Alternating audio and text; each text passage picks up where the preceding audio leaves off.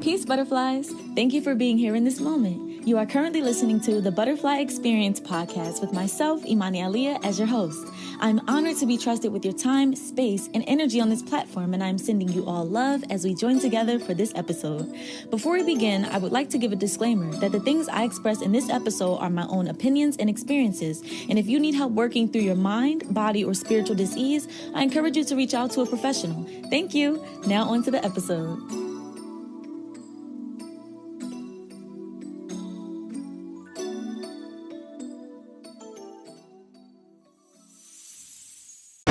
What's up, everybody? It's your girl Imani, and I'm really excited today. We have a very special guest, but before we get into that, let me tell you a little bit about myself. I am a hip-hop and R&B soul recording and performing artist, a healer, a painter, amongst many things. I still have not completely figured out exactly how I want to tell y'all what I do and who I am, but y'all feel the energy. It's very healing. It's very positive. You are now tuned in to the Butterfly Experience podcast, and it's a very special time to be a part of this because we got the visual effect. You mean I can see you? No, I can't, but you can see me. That's important. I can feel you, though. And yeah, y'all going to be seeing the guests, talking to the guests. It's going to be real personal, real intimate. On the Butterfly Experience podcast, we are all about healing, creativity, transmutation, and storytelling, and, of course, all of that through conversation. So please sit back, relax. We have a treat for y'all today. We're going to get into some very, very beautiful and transformative things. I have with me day one, not day two, period. Peace. Tell them about yourself, King. So I go by the name Day One, Not Day Two. I'm an artist, an activist, organizer for the Youth Art Self-Empowerment Project. I just, started and founded my own organization, Day One, Not Day Two. It's officially a nonprofit now. Okay, come on, y'all. Yeah. Snap it up. I love that. All right, so I feel like you might feel what the first question is going to be. You kind of asked me before we got on camera. So, tell us about your name. Why Day One, Not Day Two? When you think about the word day one, think about the first day you do anything, whether it's your first day at school, your first day on a job, or your first date with somebody. Your first day at school, you're trying to put on your best fit. You want to impress, you want to put forth that best foot. Your first day on a job, you want to prove to your boss that you deserve it. You thinking about the future, promotions, and then that first date, you got them butterflies. You're so excited, but as time moves on, you waiting for the bell when you go to school, or you skipping classes and you don't even want to be there, or you looking at the clock, can't wait till you get to go home when you at work, or after that first day, them butterflies go away. And so my name is about remembering to really honor the moment and really live in that, that feeling, really come at every second to really take advantage of everything you can and really appreciate the now. Because this is all we have. We appreciate the now and really, be grateful and be appreciative. I love that. It's given in Philly slang, keep that same energy. Keep that same energy, yeah. Yes, I love that. That's beautiful. So when did you start using this name? Is this recent? Has this been a forever thing? I think it was part of my transformation, right before I was released from prison.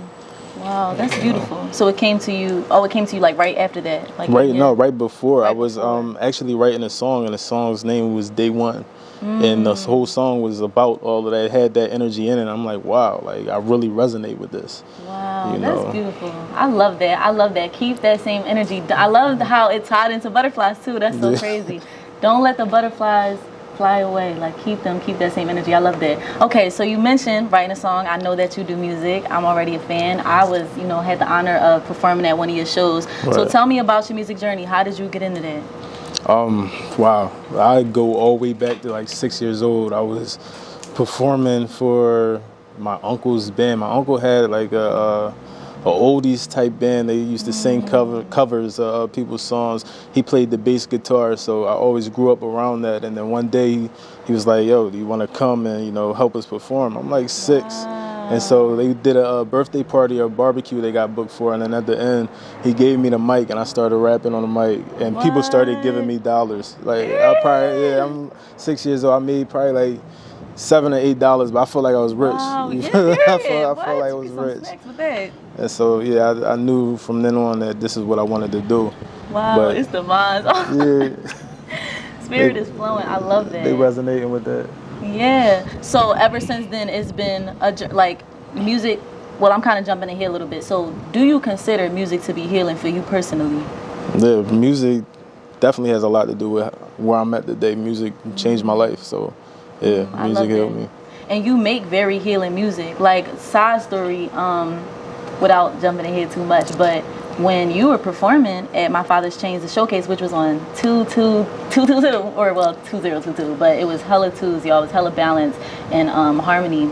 I was like crying, like that. It was really moving me. Like the things you were saying, the stories you were sharing, it just was like my spirit was just so, I had to release in that moment. So talk to me. Now we jumping into it. Talk to me about My Father's Chains and what gave you that title, and just like walk me through the process of creating that. What does it mean for you? That was a lot of questions in one, so let me know if I need to like break down. Nah. I get it. Yeah. And I appreciate your appreciation and being moved in that moment, because it's funny you say you broke down in tears through the performance. I broke down in tears writing some of the songs. And so for that to be, translated, for us to have that connection is powerful. My Father's Chains, if we just think about the title, the album is about, the psychological chains of slavery that we still have. It's about, decolonizing our mind, our body, and our spirit, because, technically we're free, we're here in America, but there's consequences and side effects of, what we've been through that, we don't talk about enough. And so it's about that ancestral trauma. It's about that cycle of poverty, crime, and incarceration. And I wrote this while I was incarcerated. And so I was very much dealing with my own freedom in a way. And it helped me free myself, my mind, body, spirit. But I tried to capture that journey, that process in a way that didn't just focus on one side or another. Like, we have to overcome so many challenges, and I wanted that to be, prevalent and front and center with the album. And so, the entire project is really about breaking that cycle. Wow, I love that. That's so like powerful and profound. Like I said, I was extremely moved. Like I had to leave, y'all. Like I was so, because to share some light with somebody very close to me, like a immediate family member was incarcerated for almost a year, and I'm blessed to say now that he's out here back with us type time.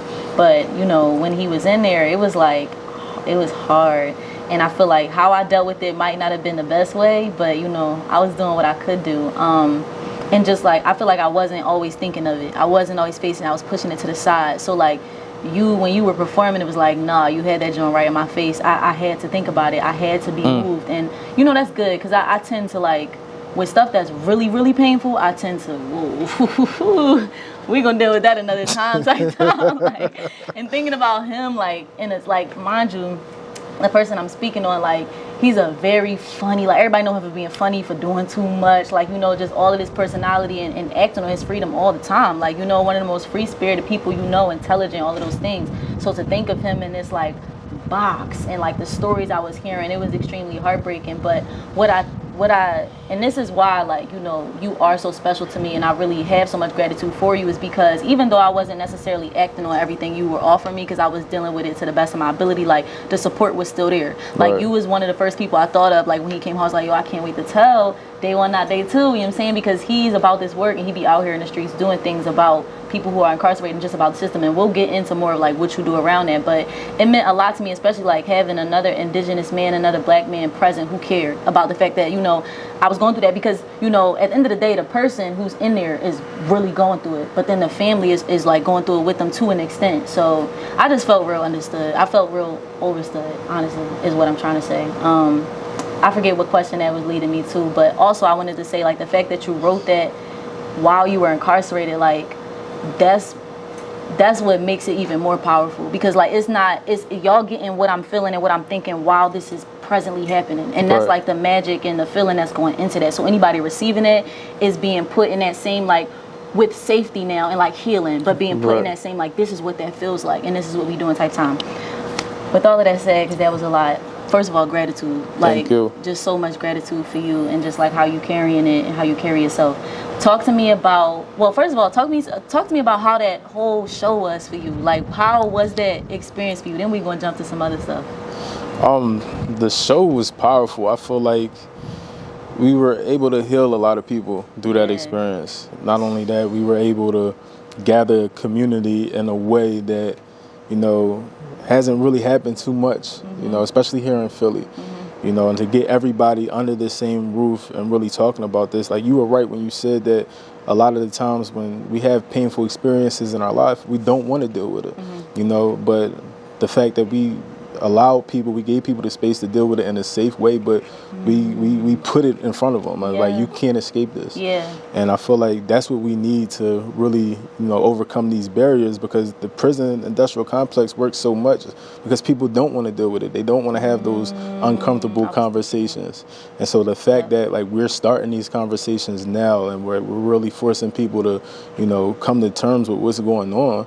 Like, now you have a side. Like, you can't understand this and be faced with the issue of mass incarceration and not choose a side. You're either, you know, complicit or you're helping us fight for freedom. Wait, hold on, because side note too, so I was meditating today and I was like in a waterfall, which doesn't always happen. Like, I'm usually like on the ocean or something, but I was in a waterfall and I suddenly like became the waterfall in a way. Like, I was the waterfall, but the waterfall was also like my journey and my story, right? And what I was originally meditating on was like certain challenges that's going on in my household. So the voice that came to me was like, remove the rocks, like take the rocks out of the river so that it can flow, because you know it's a waterfall, then it goes to the river or whatever. So it was like, take the rocks out so that it could flow, right? And the next thing that she said was like, it was like, take action. I wrote it down, but she was like, take action, basically like, don't not take action, because then you be stuck, or like then it be unnecessary challenges. Like, you're required to do something, like, you know, that's what she desired me to do. She's like, do something type time. And now, you know, I know it still applies to my household, but now hearing, talking to you, I'm like, hold up, she mean, like, it's always deeper than that, because I was pulling cards also for the day and it was kind of that same energy. So like, now talking to you, I'm like, and you saying you got to pick a side, like you have to do something. I have to do something, like, you know what I'm saying? And I feel like, yes, this is something, like us having this conversation and putting it up, but like, I used to be like on marches and shit for like prison abolishment. Like, I was getting flown out the state to speak about that and learn about that a while ago. But I feel like I was a for like radical advocate, I guess you could say, for a long time, and eventually I think I just got exhausted, and so now I'm like finding my way back to it. Saying all of that to say, it feels like it's about time. It's about time to get involved, because you was doing events and all of that. Like, it was you was doing a lot of things, and you know, I could have been a part, but I was, you know, choosing other things. So and it's something I still do care about. But saying all that to say, like, yeah, we got to do something about it to your capacity. But I admire that, like, you out here doing the work, and you're out here doing the work as somebody who experienced it type time. Right. So if you want to, and by all means, you don't have to, and we can move on to another question, but if you want to share, like, how you wound up getting incarcerated, like what happened, like, yeah, what happened? That's if. So I definitely feel comfortable sharing. I feel like we can't solve these problems unless we have these conversations. And so I got incarcerated at the age of 17, and I spent 8 years in prison. It was a shooting. It was a violent crime, and I was in a situation where it was either my life or the other person's life. But because of the way our justice system works,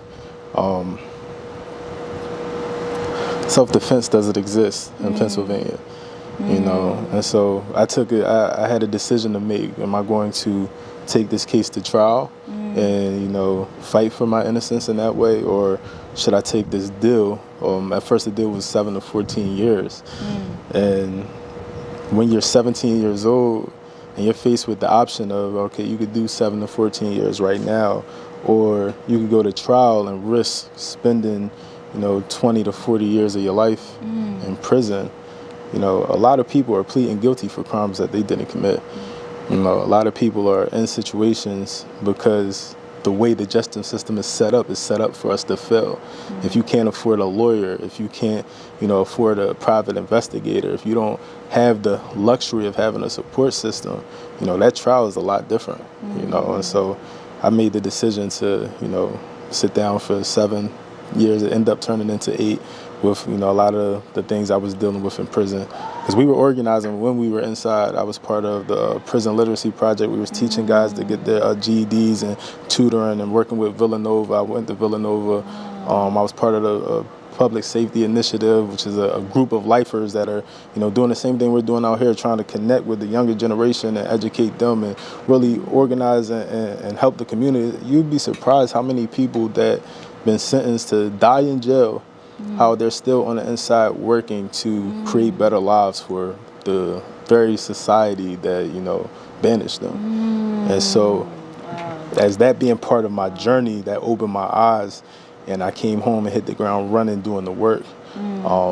But it wasn't to no consequence. When you're organizing, when you have that type of power, especially as a quote unquote prisoner, what they call you, you know, the adversaries don't like that. You know, and so I was abused by guards. I was retaliated against. I spent a lot of time in solitary confinement for just being young, and then for also being young and organizing and, you know, accessing my power, because they don't want us to have that. And since I came out last year, July 7th, so it's been a little over a year and a month. But I came out and got immediately connected with YAS, the Youth Art and Self-Empowerment Project. And so I'm the lead organizer for the Youth Art and Self-Empowerment Project. We run a participatory defense hub. And so we have the opportunity to help other young people. It's a youth-led program. So we help other young people who've been impacted by the criminal justice system. We do a hub every Thursday where their families or the young person, if somebody's charged, they come to the hub, and we offer court support. We offer system education. You know, we connect them with, we help them communicate with their lawyers. Like, any way we can support you through that process, because we know how, you know, difficult it can be, we try to support. And now, yes, I've been working there for a year, and I also work with Care Not Control. That's the campaign combined of 4 different organizations. It's a coalition, and we're working to end youth incarceration on a statewide level. I'm glad you said that, because that segues into my question. Like, just wondering, what are some of maybe your personal goals or the coalition's goals with, like, the justice system and, like, prison in general? Our goal is to end youth incarceration in the carceral state in Pennsylvania. Like, we should not be, you know, putting kids in cages. It just doesn't work, and it's part of what's wrong with our society now. My personal goal is to free us from the cages that are in our mind. You know, my personal goal is to use, you know, my art, my expression, my voice to, you know, free us mentally, physically, spiritually. And so it just works in tandem, and we're doing that. We just started the ASCENSION music program, and now we have an opportunity. We're paying artists to create socially responsible music, you know, and the fact that that's not only financial freedom, but that's a psychological freedom that you reach when we're sitting here and we're, you know, really thinking critically about what we're consuming. You know, what's being put out there, what music are you listening to, and then as artists, what vibrations are we putting in the world? Like, what is our message? You know, and like, I'm honored and blessed to be able to do this work, because this is really what we need. We could free as many people as we want, but if we don't address the, you know, psychological slavery, we're still in chains. And that leads me to my next question too. So, like, when I was traveling and doing and learning and doing some of the work I was doing, it was like, what is so prison abolition meant, yes, but like, then what is in place for that? So what is the vision for, like, you know, say jails are banished and we don't do that anymore, then what do we do for people who, how do I put it? Create harm? Yeah. Are you familiar with restorative justice? So that's the word that I was hearing a lot when I was traveling. I don't know if you know Michael O'Brien, but he was the one I was with, and we was, because you be at the Village, so he actually comes from there. But yeah, talk to me about that. What does that look like? So we actually have a restorative justice program at YES as well. It's called Healing Futures, and it's a proactive response to, you know, harms that are created. You know, the system calls it crime, we call it harm, because you know, we're looking at it from a perspective that, let's say for instance, a robbery happens, a young person robs an old lady. That's a harm that was committed. You know, something was taken, a sense of security was lost, and you know, that damage was done. And so we address that harm. You know, we have a conference with the young person, we have a conference with the lady, and we figure out what needs to be done to restore this person into the closest they can get to where they were before this harm occurred. But it doesn't stop there. We also address the harm that happened to the young person. Because if you're out here committing these type of harms, like, what is it that you need? How can we best support you? And what do we need? Like, the young person might need a job. Young person might have an addiction, and they're doing it because of that. But it's like really taking each case on an individual basis and getting to the root of it. And so we'll come up with what's called a restorative plan, where the person who is harmed has a lot of say in what they want to happen and what they want to receive as like a retribution. And the person who committed the harm, the responsible person, has an opportunity to then try to the best of their ability to make things right, and then they also have the opportunity to heal themselves. And so that's completely different than the criminal justice system, where it's focused on punishment.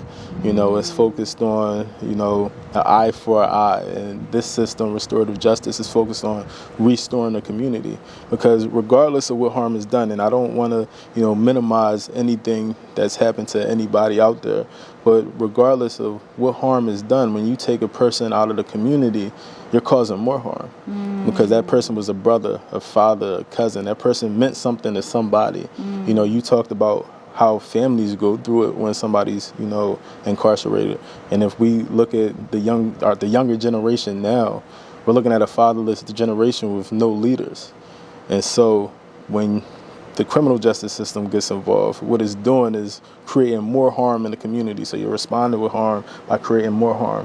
What transformative justice or restorative justice do, we try to, actually replenish and restore, all harms that's occurred. We try to restore the community back to its original state. Wow, that's just, I love, it feels real in-house. Like the whole restorative justice for that, and this is YASP that's doing these programs. Yes. It feels really in-house, and I love that. It makes me think of like Black Panther type energy, because a lot of the issues that they were facing, they were solving within their community and with their community leaders. I love that. So I guess I could say, who or what do you feel like has inspired this work? Like, for example, yes, your story, but was there a figure in your life, a mentor, was there maybe an angel, anything that you feel like contributed to how you are moving these days and why you have the heart and the spirit that you do? Yeah, so when I was on the inside, I got connected with a brilliant mentor. His name is Paul Perry, and he's serving a life sentence right now for a harm that was committed when I think he was like 18 years old. And right now he's in his late 60s. But he's created so much since he's been in there. He's created programming. He's taught me how to create curriculums and programs. That's how I learned how to create Ascension. He's partnered with so many people in the community. He's responsible for Inside Out. He had the idea of, a program where college students come in and learn side by side with prisoners. And they, come together and educate each other. And now that is being ran through Temple, and it's in, multiple states throughout this country right now.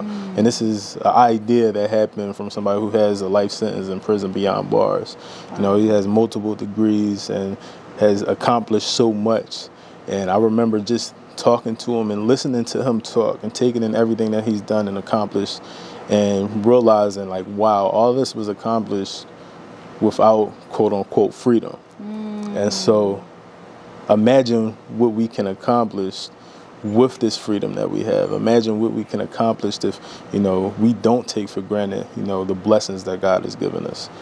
And so that's really inspired me to take this path. And, everything I do is to, honor the men like that's behind walls right now that don't have this opportunity. This is so powerful. This is so powerful. You talked about inspiration. So what continuously gives you hope? What continuously, moving from inspiration to hope, what continuously gives you that? Every day we wake up, we have a chance to change the world. That gives me hope. I realize that we're taking on a fight that we're not necessarily going to see won in our lifetime. But just realizing that, every opportunity is a blessing. We can't take it for granted. That's really what keeps me going. Wow. On that note, real quick, I'm going to just water Layla because she's sitting out in the sun. We could keep it, don't matter, but I didn't water her today. And, she already in the heat. Thank you, Layla. She has been growing so much. She must have really liked them conversations we've been having in the podcast, because she went home and poof, it's hella new growth everywhere. Like, even on her stem, she got like new babies coming in, all types of stuff. But wow, okay. So let's talk about Ascension. So walk us through how it was created and why it's here. Like, just give us all the tea on Ascension, because I personally am close to a couple people that's in there, and yeah, they be like, every time I hear stories about it, it's just like everybody's being challenged. And like I was explaining, so for example, I was explaining to Visionary, you know, because she's rapping on something now, right? Yeah. And I was like, you ever watch Avatar? Yeah, I watched Avatar. So you know how like water bending turned into blood bending, earth was metal, fire was electricity, air was energy, right? Right. And then I'm like, poet, rap. Like that's what that feels like to me. So I was explaining that to her. But everybody is just being, is just really excited about it, and I feel like they trying things they haven't tried. And so just talk to me about, yeah, like I said, just give me all the tea, because I love it. I even love the name Ascension. Like, Ascension. I want to know about that too. So the definition of ascension. Peace and divine blessings, butterflies. It is a great time to have a commercial break while day 1, not day 2, and I are speaking about the Ascension program. They have a showcase tonight with a panel and girl food and more. There will be so many of your favorite artists from, of course, day 1, not day 2, to Expressive Illustrations, Visionary the Poet, Cat Killer Insight, and so many more. So make sure y'all check out the performance and the panel, a showcase to save the streets, and baby, it's called Pushing Peace tonight, okay? Get your tickets, and I'll see you there. All right, back to the interview. The definition of ascension is the act of rising to a higher level or a higher state. And so that's what we're doing. We're elevating vibrations through vibrations, you know, if you think about it. Yeah. And so the idea of ascension came, like, a lot of my ideas while I was doing that time. You know, it came to a point where, you know, I came out, just for you know, context, I came out as a drill rapper, quote unquote. Like, I rapped about the things that I was doing. And, you know, there was part of me that was like, all right, I got to honor my truth and reality. This is what I'm living. This is what I'm going to talk about. Like, this is what it is. And then, like, as I educated myself, I realized that, yes, art reflects reality, but reality also reflects art. And so you could rap about your reality, or you could choose to use your platform to manifest. And so I decided that, wow, like, we need to put this out there to everybody else. Like, we don't have to be put in a box. Like, I refuse to ever be put in a box again. And the music industry wants us to be one way, or you're a trap rapper, you're a drill rapper, or you're a backpack rapper. It's like, no, I'm me. Like, Ascension is to inspire people to live their truth and speak their truth, you know? And so the idea came about, I created the programming while I was incarcerated, and yes, funded it. And I'm blessed to, you know, be in a space where, like, we can actually, you know, bring ideas like this to the table and have it supported, because a lot of people don't see the value in that. A lot of people say, oh, you want to pay people to rap and all that, go start a label or something. Like, they don't see the value in the healing qualities of music. But just the journey I took and how I've healed through my own music. You know, when I wrote My Father's Chains, I told you, a lot of those songs made me cry as I was writing them, you know. And so throughout this, I kind of tried to replicate that process of learning yourself. And so the first phase of Ascension is about the knowledge of self. Like, who are you? What do you stand for? And, you know, what is your purpose? And so through songwriting, through creativity, we try to answer those questions and, you know, really establish that. And then after that part, it's then about using yourself, using that foundation to connect with the world around you. And so how are you going to use your truth? Like, once you have your purpose, your mission, now everything comes with an intention. You know, now that you have your values aligned, like, you can't put anything out that's outside of your values, because it's just not, like, it's not going to feel right, you know? And so the fact that not only we could do this, but that we could pay artists to do it is really what, like, put the cherry on top for me, because, you know, this is the work that teachers should be doing. This is the work that you should get when you go to school, or you should get when you go to the hospital, get these programs. That we're not doing it, though. And I feel like a lot of people with the money, a lot of people who are making decisions don't really know how to reach us, you know, but we could reach a lot of people through music. How many people get in a bad mood and put on earphones and just blast music? Now, what if those songs were not telling you to, you know, shake your ass and shoot people? Like, what if those songs were telling you to sit down and meditate and, you know, focus on your breathing or appreciate this life that God gives you? What if you were, you know, consuming that on a regular basis? And so, like, we're here to build an army, and it's like the Black Panthers, like you kind of acknowledged before, but it's different in the sense that I don't think we need the guns. We don't need the physical. This is more of a spiritual army, you know, and I think the next big movement, when you talk about, like, historically the civil rights movement and those type of leaders, I think our future leaders are going to be artists, and a lot of them are going to come for this program. Wow, I like that. The way you ended that, I really love that. A lot of them are going to come from this program. I love that. I had a question. Sometimes it happens where, like, I'll have a question, but then how, you know, someone ends something, I'm like, oh shit, like I don't even remember what I was what I was thinking. But I really love that. It's just like you alone and like your story and the things that you've done while incarcerated and after that. It's just like that's giving me hope. That's giving me a lot of hope. Like, even just you being so young, absolutely, and just like all of these ideas. And another thing is just like, I love how everything don't have to happen like right now. You know, like how I'm hearing it is like you started one thing, then later in life you started another thing and another thing. And I love that, you know, you're taking your time with it. However, it's getting done. Like, no matter, like, I don't care if it's like I got to do it next year, or, you know, like I got to switch this or change that, but it's getting done. The work never ceases, it never stops. So I really love that. It makes me, I like that type of momentum, like not the rushed kind or like the scattered kind. It's more so like I sat down, you know what I'm saying, and I, you know, had support, and these are the things that I'm doing with that in community.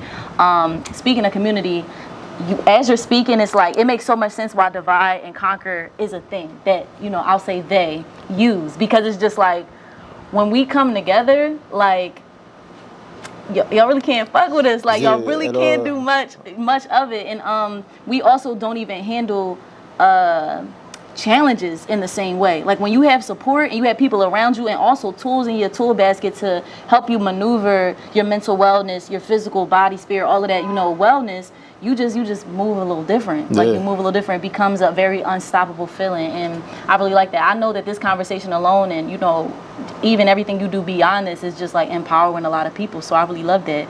And speaking of the, like, I want to get back into your music. So if you had to pick, and I know this is a hard question because I'm somebody who has albums out too, and I'll be like, people be asking me this type of stuff. But if you had to pick one song that you feel like, already. All right, that's like telling me to pick one kid, but I'm that's what I be saying, because I literally call my albums babies. Like, they are literally my babies. I feel that. All right, so if you, let's say, maybe you don't gotta say one. You can even pick like different parts of something. You know, answer what makes you feel the most free, what makes you feel the most good. If you had to pick one song that you feel like tells the most of your story, like just the most of you and things that you've been through and things that you've done in it, what song would it be? I'm going to say Cage Bird Sings. Cage Bird Sings, because I feel like it illustrates the cycle perfectly. And I know you said my story, but it's just not my story. The album is called My Father's Change. And so A Cage Bird Sings is talking about like that journey in a way that almost anybody that's been impacted by the system, whether directly or indirectly, can relate to. Wow. You know, I love that. So do you off top, 'cause sometimes, like, I'm gonna see how you do, because I do terribly at this, but like off top, is there a lyric from that song that you feel like hits the most for you? First one that comes to mind. Why does everybody in here look like me? Why all of these niggas book like me? They must be crooks like me. Then why is we feeling more like he? Why does we feel more like us? Why does this jail cell feel like the back of the bus? That I inherit these cuffs, mama ain't been through enough. Yo, wow. That, like, this joint, even now, like, just sitting here, is like, that's why I love my podcast, because it's like, I'm so glad I don't gotta be so formal and like got the questions written down, because it's just too in flow for that. It's too moving to try to like direct the river. Like, you really just gotta let it flow. Yeah, I love this energy. So what's something you speak with and you work with a lot of youth right? Like a lot of youth. So, and honestly, that's the future, period. Like we all know that. Facts. That's something that we say all the time. What's something that you've learned from young people, from the young people that you work with? 9 times out of 10, they know the answers. You know, I feel like a lot of times when people work with youth, it's really, you know, people telling youth what to do. And I don't take that approach at all. I feel like we need to give young people the tools to make their own decisions. And then, you know, really sit at the table and counsel them and ask them what we should be doing. You know, give them a seat at the table. And I feel like a lot of our problems would be solved. I agree. Now, what about from elders? What's the big lesson you've learned from elders? It's funny because I'm here right now because of, you know, one of my elders like guided me and mentored me throughout, you know, my trials and tribulations. And so I could say so many things that I learned from elders, but the one thing that I'm gonna leave you with is, you know, value your time. Time is our most valuable asset. Time is worth more than money, you know. Absolutely, and I completely agree with that. And they lie to us about time all the Yes. time. They lie all the time. They lie about it. They lie about it. Hi, I feel like it's the same beat every time that comes in business. So what are some tools that you have used? We talked about music, but are there? We kind of talked about meditation a little bit too. You mentioned it at least. So what are some tools that you've used in your tool basket that you've accumulated that have helped you keep mental, emotional, spiritual wellness? You could give us a few, as many as you feel like you want to mention. Yeah, I'll give you that's a few. And real quick, I'll even give you a reading because you said throughout your meditation you received that you are to take the rocks out of the river in order to, you know, let it flow. And so I received that as you have to create space. You have to clear your space and clear your path. And that's something that I do and I teach. Like we have to be very mindful about the energy consumption around us. We have to be very mindful about who we are, you know, coming in contact with and who we are exchanging energies with. You have to keep your space clear. You know, that's first and foremost. Another tool that I use, I go into nature a lot. You know, when I do meditate, I love meditating by the water, by the river, the water, some type of, you know, body of energy and information is moving, because that's what it is. All the water on this earth is all the water that ever was on this earth, is all the water that ever will be on this earth. And so that is wisdom, that's energy and information. Yes, it's just cycle. Yes. And so I love just being in nature, being by the water and just calming myself and, you know, them just planning, you know, visualizing. Life that you want, visualize it in your mind, like create it in your mind. Sometimes you're not going to be able to see it for years. You know, what I'm doing now are things that I visualized in this jail cell. You know, and a lot of people are saying, you're crazy, this is never going to happen, you're never going to be able to do this, go out and get a real job. And you know how the system tries to trick us, but it's the realest work to be done. Yeah, you have to have that vision and really use the power of visualization to continue to motivate you even when you can't see what's in front of you, you know. Absolutely. Wow. So many gems, like just so many gems. We talked about divide and conquer, and also gratitude for that, because these are things that people can use in your toolbox. Is this like a candle? It lights another toolbox and another toolbox. So we talked about divide and conquer and like that versus community, and you always have a lovely community around you. And also in the household, you know, they take out the men. That's the first thing they have. Yes. So in your community, tell me about, we talked about masculine energy a little bit. Tell me about the feminine energy. Like, who are the women that are beside you as you do this work? Well, my wives keep me, you know, focused. They keep me honest. They keep me, you know, motivated. Just this morning, insight, like, yo, either get up and go to the gym or meditate. One or the other. She told you that? Yeah, she technically told me last night and then told me again this morning. And it's like just having that energy. Luna is involved in, you know, every aspect of my career, and the fact that like we're all doing this work, we're all focusing on the mission, and we have that energy. Black love is powerful, you know, and that's why they want to divide us. Love in general is powerful, but black love is at its highest, you know, and so the fact that you have that and we live in that, you know, keeps us moving forward. I couldn't be, you know, more grateful. Yeah, I love that. I love that. Gratitude for sharing that. And even like, what about feminine and women artists? Like, who do you listen to that are women? Oh wow. So I listen to you first off. Love that. But as artists, there's so many different type of artists. You mentioned Visionary the poet. You know, me and Visionary are cooking up something right now. You know, Mars with her sound healing. You know, that is just what it does to the spirit at the Art of Healing. The other day, like I allowed that to really, you know, enter my being, and that healed me just in itself. Mars is such a healing energy. So like, yeah, I could go on and on, but those just to name a few. And Luna and Insight, they both make amazing music. We were just in the studio the other day. They're cooking up some stuff together. Like I'm excited for y'all to hear this Ascension project and everything that's on it, because like these are the artists I'm going to be listening to. Wow, I love that. Wow, shout out to women, shout out to feminine energy. Shout out to the queens. Yes. The queens, yo, the empresses out here making magic. I love that. I love the balance. I love the balance of the two. You require both, and that's why we stay together.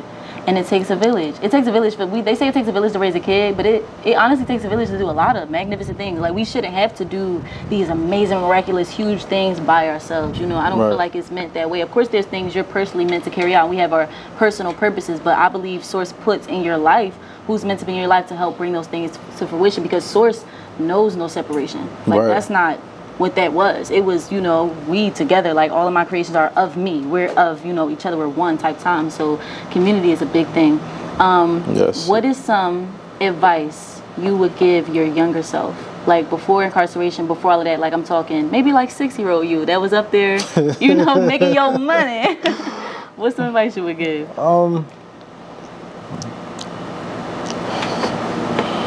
That's a hard question, because I'm the type of person that would like to say I live without regrets, and you know, every struggle is definitely a blessing. So it's hard to kind of go back and give advice without like kind of wanting to change things that happen. But what I will say is, like, take the time to appreciate the moments, because you know, when we're young, we always want to rush to grow up. We always want to rush to reach this next stage, and so. You know, just, you know, sit down and smell the flowers, like, enjoy the journey. Yeah. You know? My baby sister asks me every day, am I a teenager yet? Am I a teenager yet? That's her favorite question. Is my birthday coming up? This girl's 4. You are nowhere near becoming a teenager yet. Yeah, we got to enjoy that. Enjoy not having responsibility. Enjoy being able to make mistakes. Enjoy the blessing of youth and childhood. I love that. I did a, was it for... I wonder if I don't think Care Not Control was around yet. It might have been for Yas, because I had been working with them a little bit like throughout the years. But I did an exercise. I don't remember which group I was a part of, what I was doing. But something that they had me do was paint. Oh no, it wasn't for them. It was for somebody else. I forget the name of the organization. When I remember it though, I'll put it in the description. Y'all will see it. But they had me like write down walking through a community without prisons and jails and incarceration and like missing fathers and just like, you know, hurt mothers and all these things, right? They was like, what does that community look like? And I was to write a song around it for a project they were doing. So I want you, and y'all can close your eyes at home, I might close my eyes or whatever, walk me through a neighborhood that is restored, that is rejuvenated, where the monster of prison is not a thing and is not a worry. Okay, so I'm gonna close my eyes and I'm gonna imagine it for real. First, there's a lot of trees. There's a lot of plants, there's a lot of green that's around us. You know, very little pollution in the air. The air smells, you can taste the air and appreciate that. You know, you can hear the laughter of children. You know, you can hear songs of freedom singing in the streets. You know, you look down, you see mothers and their children, you see the men working together and not tearing each other apart. You see the men working together in tandem, you know, for a common goal, a common purpose. You see businesses, black and brown, you know, that also honor our planet, you know, honor our journey, honor our spirit. You know, you see stores that don't feed us poison, but fresh fruits and vegetables. You know, you see a community that is embracing growth together, embracing change and united on all fronts.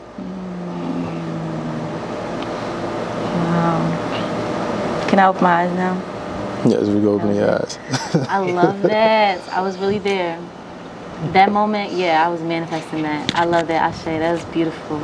I imagine like when the moment be so there and then it'd be like up into the heavens. But I imagine like a group of young people, like teenagers, and it was like, black and brown people, and they were like figuring out, like working on a mural together, like mapping it out, sketching it, and like what it was saying stuff for a mural that was gonna go up, and that's how they were making their change and doing their thing. That was my favorite part of that memory. And I imagine like some men working on something like with a house, like adding a new house to the community. The houses weren't connected either. They had their own like grass in the front and on the side. And then down the street, when you were talking about not feeding us poison, there was like a little market, like a farmer's market. And that's like, where everybody was getting community. The kids was like running up, trying to take apples and stuff. Like, I imagine that whole situation. I really love that. That makes me really happy. That makes me really happy. I feel a lot of light inside. And it's possible. It's possible. And it exists in some places. Right. That's where you can really find the hope, is that this has been done. It exists and it lives. And we have to create it within ourselves. We have to create it within our households. And once we can do that, we can create it within our blocks, and then eventually our cities, eventually our states, and build it. But it starts. I'm glad you asked that question, because it starts with visualization. Yep, absolutely. That's a form of meditation that I have used before, and that is a very strong manifestation tool. And I feel like it keeps you inspired. Yes. Because you can see, because our brain doesn't necessarily know the difference between like if we're actually physically in a place or it's a memory or whatever like that, right? So when you visualizing it, our brain's taking is like, creating that information, putting that picture in front of you, like, okay, this is the thing, this is the thing. So I feel like it just makes you feel better. It makes you want to move towards that. I love that. So we're at the part now where if there's anything I didn't mention or didn't talk about, and it could be multiple things that you want to have space to address or acknowledge or, raise awareness to, now is that time. I just ask everybody, if they can, to reach out to your local senator and support SB 1240. That's a bill that's out right now that is designed to end direct file, which is the practice of automatically charging youth as adults. And so Senator Bartolota has, introduced a bill that will potentially end that practice. And so if you call your senators, call your council people, call everybody and tell them support SB 1240. Okay. SB 1240. Call your senators, support SB 1240. Okay, noted. Will do. Well, this was a pleasure. It was a pleasure. It was an honor. It was very educational. I feel like I learned a lot, and I got a lot of light and insight. Shout out Insight. Shout out Insight. Today. So thank you for coming here. Thank you for doing the work that you do. I feel like I'm giving gratitude from me and the many other people that will be empowered by everything that you do and everything that your community does and your team does. This is beautiful, and I'm grateful that I'm allowed to know you in this life and support you in this life. And I'm glad God sent you here to do the work that you're doing, and I pray that you're protected in that journey and in that work. I pray that you are continuously inspired and rejuvenated through that. Thank you, Queen. Definitely rest in rejuvenation. Absolutely. Y'all, first of all, do what he said, one. And then y'all already know the second thing. Fly high, butterflies. Peace. Thank you so much for tuning into this episode. I hope you got what you needed. Again, what I express in these episodes is solely my experience and opinion, and is not to be taken as professional or legal advice. If you need either of those, I encourage you to see a professional. Until next time, fly free, beautiful.